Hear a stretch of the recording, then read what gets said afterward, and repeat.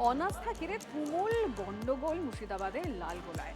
কংগ্রেসের বোর্ড গঠন ঠেকাতে সদস্যকে নাকি গাড়ি থেকে তুলে নিয়ে যাওয়া হয়। হ্যাঁ, এমনই অভিযোগ উঠছে। তবে এখানেই শেষ নয়, পুলিশ সূত্রে যেটা জানা যাচ্ছে যে সদস্যের স্বামীকে গাড়ি থেকে বের করে আনা হয়। পাল্টা বিজেপির বিরুদ্ধে অভিযোগ তুলছে রাজনীতি।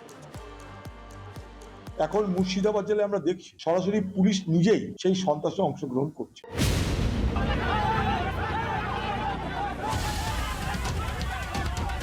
গাড়ি ঘিরে ধস্তাধস্তি, গাড়ি থেকে একজনকে নামানোর চেষ্টা পুলিশের, পথ আটকে দাঁড়িয়ে কংগ্রেস কর্মীরা। ভাইরাল হওয়া ভিডিও ঘিরে তেতে উঠেছে মুর্শিদাবাদের রাজনীতি।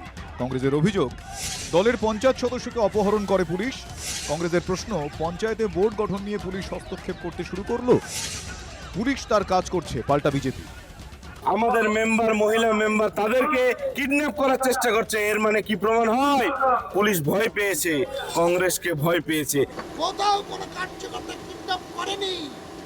আপনার হিম্মত থাকে আপনি নিজে বোর্ড গঠন করুন, তাতে বিজেপির কোনো লেনাদেনা নেই, পুলিশের কোনো লেনাদেনা নেই। ঘটনাস্থল লালগোলার ময়া অঞ্চল। এক পঞ্চায়েত সদস্যকে নিয়ে তীব্র টানাপড়েন। গত পঞ্চায়েত ভোটে 30 আসন বিশিষ্ট ময়া পঞ্চায়েতে তৃণমূল 17, কংগ্রেস 8, সিপিএম 4 ও এসডিপিআই 1টি আসনে জয়ী হয়। রাজ্যে পালা বদলের পর তৃণমূলের 5 ও সিপিএমের 2 সদস্য কংগ্রেসে যোগ দেন। বোর্ডে গরিষ্ঠতা পায় কংগ্রেস। এদিন 15 জন সদস্য দল বেঁধে অনাস্থা প্রস্তাব জমা দিতে যাচ্ছিলেন। তখনই এক সদস্যকে গাড়ি থেকে পুলিশ তুলে নিয়ে যায় বলে অভিযোগ কংগ্রেসের। পঞ্চায়েত গঠনটা যাতে করতে না পারে কংগ্রেস, তার জন্য পুলিশ নিজে একজন মেম্বারকে নিজে অপহরণ করে নিয়ে চলে যাবে। মুর্শিদাবাদে বিজেপির ফল ভালো হলেও বিজেপির কর্মী নেই। আপনি একটা দিন তারিখ দিয়ে বলুন, কংগ্রেস একদিকে আপনার নেতৃত্বে সভা করবে, বিজেপি একটা সভা করবে, কার লোক বেশি হয় সেটা আপনি উত্তর দিবেন।